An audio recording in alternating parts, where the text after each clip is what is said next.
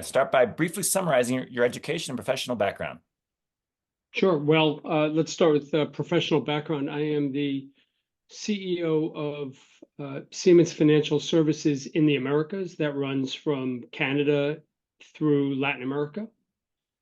We are a B2B lender for Siemens, focused on products ranging from vendor finance, project finance, corporate lending, equity, and structured finance. So a comprehensive suite of products that steer into where Siemens delivers its goods and services. 90% of our products are in markets that Siemens serves.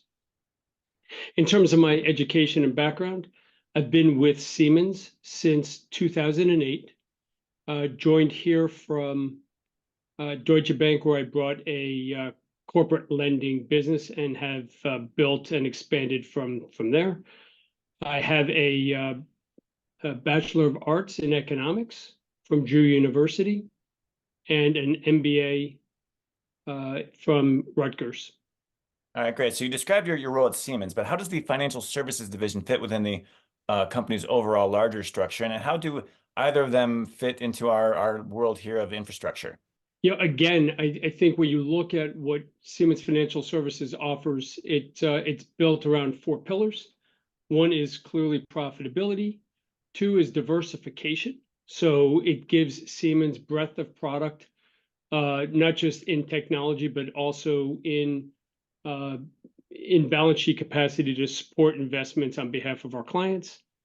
And again, it steers into the areas that matter from a sustainability perspective. I like to think of us as a sustainable lender of choice. From a project finance perspective, we are one of the biggest lenders in battery storage, in wind, in solar. So the energy transition is core to what we support. And then from the corporate side, we finance particularly small and medium-sized companies, those that make up the supply chain that supports large corporates like Siemens itself. So if you look at our customer base, you'll see lots of customers that are suppliers to Siemens. So it's not a pure captive.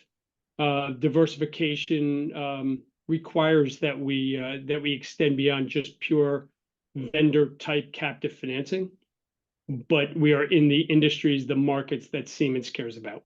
Okay, one of the specifics I'd like to discuss is something called the Decarbonization Business Optimizer, the DBO. I believe it's something that your division has created. Tell me a little bit about what that is and how it can benefit infrastructure firms and their projects. So the DBO started really out of a request from our customers.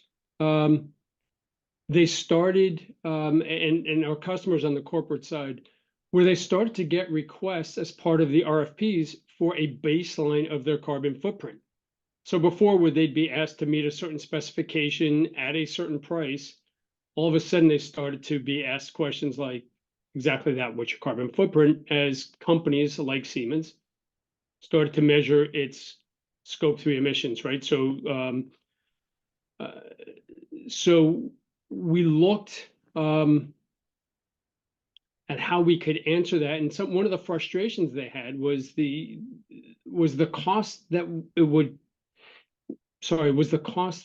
they would have to pay through consultancy just to get that baseline. And I think what makes certainly Siemens unique is we have embedded skills inside of Siemens. So corporate technologies, for instance, has been our partner in developing the tool. The goal of the tool, again, is to help a company baseline its carbon footprint, create scenarios for decarbonization, and then create payback analysis so that they can understand not just what the cost is, but how they could, how they'd be able to pay themselves back over time. And part of the payback is only a small part of the story, because I think there's an opportunity cost in not confronting this challenge. And that is, if you can't satisfy the needs of your customers. So for instance, the customers that are being asked to baseline their carbon. If their carbon footprint is higher than their competitor, and all other things are equal, you risk losing business, right? So there's that opportunity cost um, that companies need to confront. So it really started with how can we help our core customer base of small, medium companies? How can we leverage Siemens' internal capabilities? And then how can we bring it to market at scale? At scale, because you want this to some extent to be ubiquitous. You want everyone to have a chance to participate. And that's what that's what we went about doing. One of the challenges is always, do you have the data sets necessary to drive the engine? What's unique about the US compared to, I think, anywhere else I've seen in the world, and we've looked, is there are available data sets that help us understand load data, electricity and fuel costs, what technology costs, and the performance emissions data. The different we're using eight different data sets to power to create the outcomes that we're looking at. So number one, the data is there. Number two, it's trusted third-party verifiable data. So there's no Siemens bias in it. Okay, so that's great. Can you tell me a little bit more about exactly what it does, and even some of the technical pieces, like what are these data sets? Or any of the details of is this software, and what is this all accomplishing for those who use it in specifics, if you can? You want to be as specific, you want to be as specific as you can. So we're looking at utility data that would look at cost, rates in the market that you operate. So the cost of utility is different in Minnesota than it is in Florida, right? So when you look at different sources, you're looking at, NREL, which is the National Renewable Energy Lab. You're looking at Comstock. You're looking at EPA data. All different sources that provide, as specific as you can for the industry or in the type of building that you have, whether it's a hospital or a commercial building or a factory, right? A manufacturing site, whether it's in the north or the south. Square footage, all those types of factors that impact what your carbon footprint would be, your utilization, your energy that you consume. So, for instance, with NREL, we use Reop Julia, the package that optimizes and utilizes a commercial solver.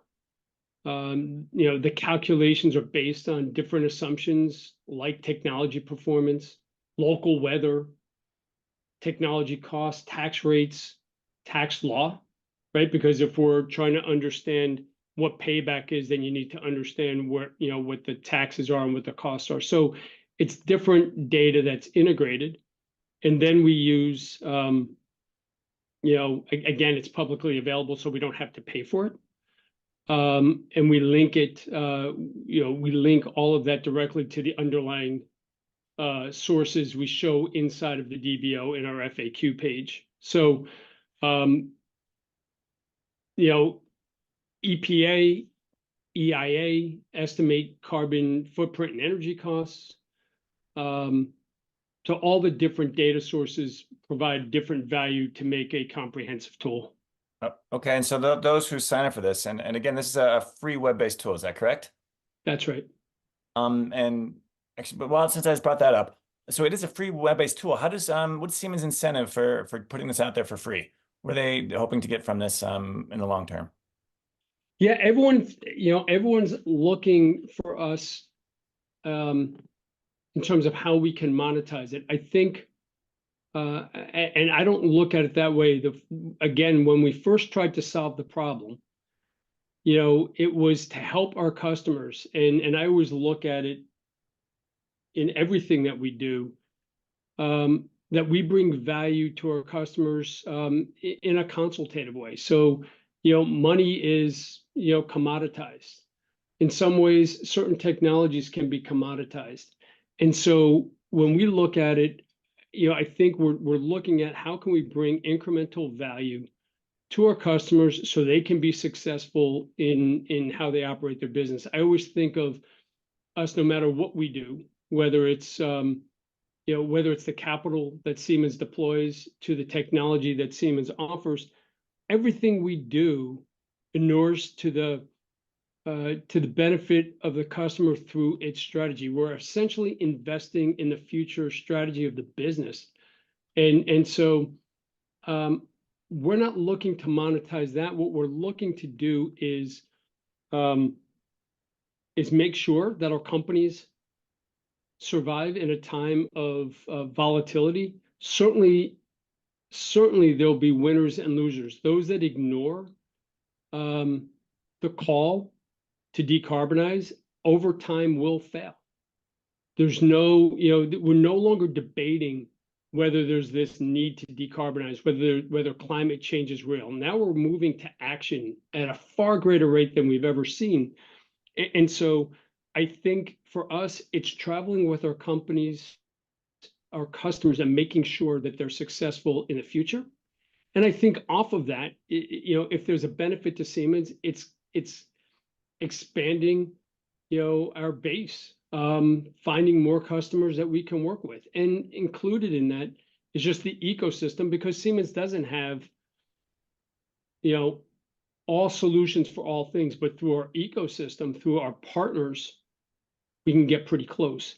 And I think the more we eliminate that friction between need and action, the more likely we are and our customers are to be successful, Todd. Okay, so if someone's using the tool, they've got all the data sets that you've got in there that are open source. They plug in their location, their square footage, Yeah. and all the inputs that they can, and then they receive kind of like an automated, is it relatively instant an output of what their carbon footprint is? Is that basically how it Real works? time. I mean, it's, there's an algorithm working behind it. But you're talking within 15 minutes, you'll have an output. And you can go and adjust your variables, because you can decide you want to change your payback, right? And so you can run, multiple iterations of this to come up with different scenarios, which is great. The other thing is, if you don't know your square footage, or if you don't know your utility costs, the tool will estimate it for you. So you can get in there, you can type in your address, you'll come up with your, the footprint of your business, of your building, and you can use an estimator for the square footage. You need to know the number of floors that you occupy, and and from there, if you don't know, again, obviously, the more you have, the more accurate it's going to be.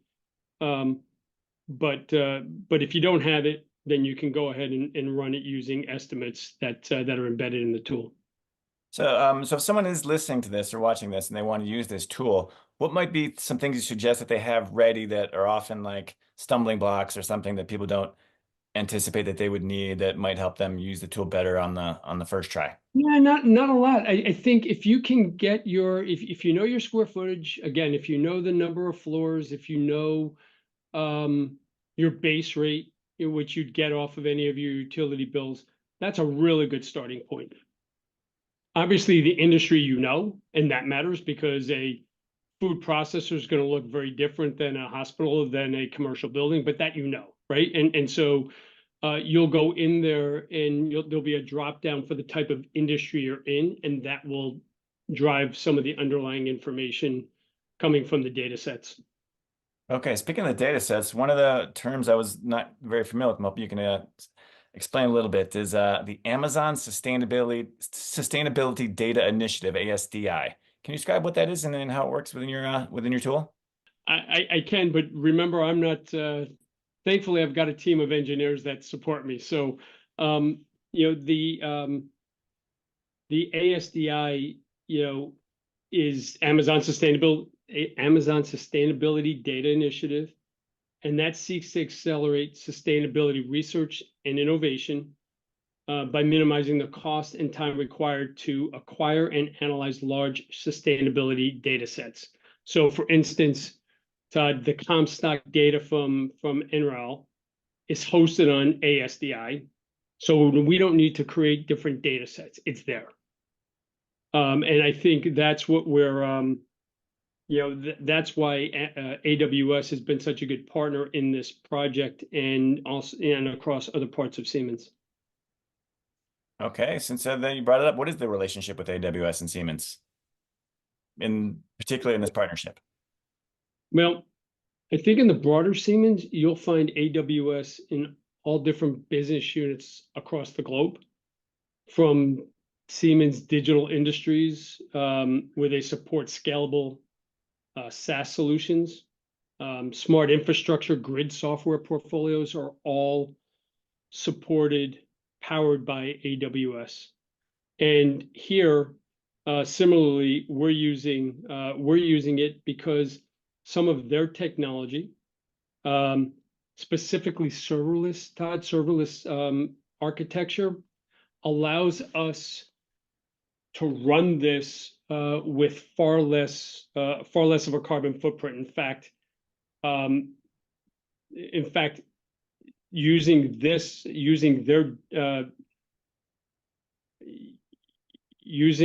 tool or their architecture,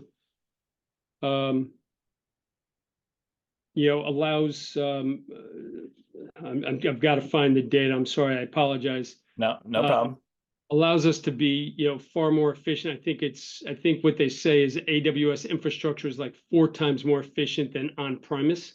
And so we're not running it continuously. We're running it almost in what they call a Lambda function. They spin it up. So the scenarios run, then shuts down, then reruns and shuts down. So it's not running continuously, and therefore we're not utilizing energy continuously. All right, so back to the ASDI. So that's basically whether your tool was there or not, that exists anyways, and it's holding all of the sustainability data. And yet you guys are just kind of pulling from that as one of your data sources. Is that basically how that works? Yeah, all the data is publicly available, right? So there's nothing that we have to pay for. The data is coming from different sites, like the Department of Energy, and we link directly to the underlying data sources through ASDI. All right, great. So moving forward a little bit, some of the things maybe coming up next. I saw a note of a vehicle fleet analyzer and a climate resiliency feature. Can you talk about those a little? Yeah, and again, I think we want to continue to create tools off of this core engine. And so one of the requests we had was, because everything's been focused on buildings, was, is there a tool to help us understand our fleet and the carbon emissions coming from the fleet of trucks that we use, material handling and whatnot? So there's data. As long as there's data sets that we can trust, then we can build that. That will roll out right after Climate Week. So we're just about finished with that. Behind that, we have a resiliency tool. And if you look at it, and there's lots of different data, Todd, but weather events are obviously major business disruptors. I think one of the data points that I've read is a business loses 1 month of productivity every 3.7 years due to weather events. That's accelerating. And so your ability to stay resilient, your ability to stay online, to deliver and manufacture to your customers' needs and time becomes more and more critical. I was at a recent conference, and they're talking about multi-trillions of dollars by 2050 in terms of lost value due to weather events. And so what we're looking at using the tool is your business's ability to withstand those events, whether it's windows or roof or whatever. The driver of lost revenue. That's another path. So one foot's in the future. Decarbonization is how do you prepare yourself to meet the mandates, to get to take carbon out. The other one is to is to accept the reality that right now, until we get to decarbonization at a level that we need 1.5 degrees or less, we're going to continue to have these type of events. And so you need 1 foot in tomorrow and 1 foot in today. And so those are the things our companies are asking us to help them with. Resiliency gives confidence of the supply chain to its customers that they can meet their commitments. Okay, so far, what kind of feedback are you getting from the DBO? Are there things that they like about it, things that they would like to see added to it? Have you had much of that Yeah, yet? I mean, I think so. We've done a slow rollout. Climate Week will be really the coming out party, but we've had really positive feedback. And I think what it does more than anything, Todd, because again, we're not looking to be the consultant on this. We're looking to help companies begin the journey. There's plenty of others. Siemens has Siemens Advanta that can help, get more specific in terms of what they can do. But I think it simplifies the process, gets people focused and started on the journey. And then how do you get to be prescriptive? Siemens has, through its offerings, the technology that we offer, solutions for lots of the needs, but not for all the needs. And I think when you look at it, we're going to drive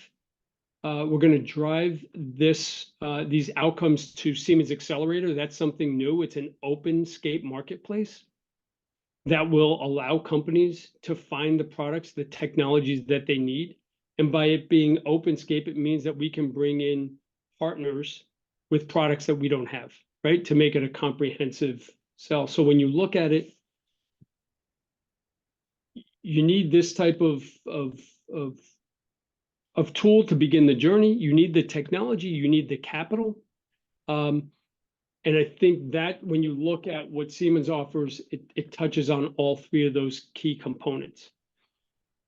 I may not finance the majority of what gets, what needs are determined. That could come from a green bank in one of the states. It could come from different loan programs. It could come from community banks.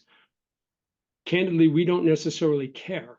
What we care more is that, what we care more about are the outcomes.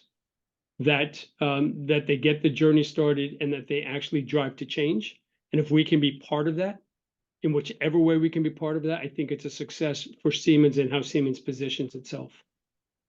All right, great. So if you're to directly speak to our audience, which is mostly civil and structural engineers making the designs of these Mm. buildings and road systems, what advice will you give them on how to use these types of tools and what they can take from them and do these jobs better and be more sustainable and have lower carbon footprints? It's kind of the advice portion. It's funny. I was thinking about this actually in conversation 5 years ago. There was a battle whether climate change, when we were talking to customers, whether it was real and whether it was relevant to them. Now we're not having those same conversations. People sort of get it. Companies sort of get it. It doesn't matter what size they are. I would look to these tools. I would look to make sure that they're trusted. That's why the data underlying was so important to us, that it's not ours, it's there, it's available. Is really to use tools like this to begin the process, to start the journey. You're not going to be able to get to the finish line with this, but I'm hoping that this will catalyze momentum and for engineers, to look, whether it's to Siemens or to others, as their trusted partner in the journey. So I think whenever we use the tool, and we've used the tool, as I said, in pilot, it's always created the conversation. So we had an intermodal company that used the tool, found a need. We brought in Siemens Smart Infrastructure that does a lot of work with depots. And they talked about where they could customize a solution for them. So I think for me, it's get started, and don't look to solve for the 100%. A large majority of the decarbonization comes from simple things like insulation, right? So you don't need to boil the ocean. Find what is easy, start there, and then build from there.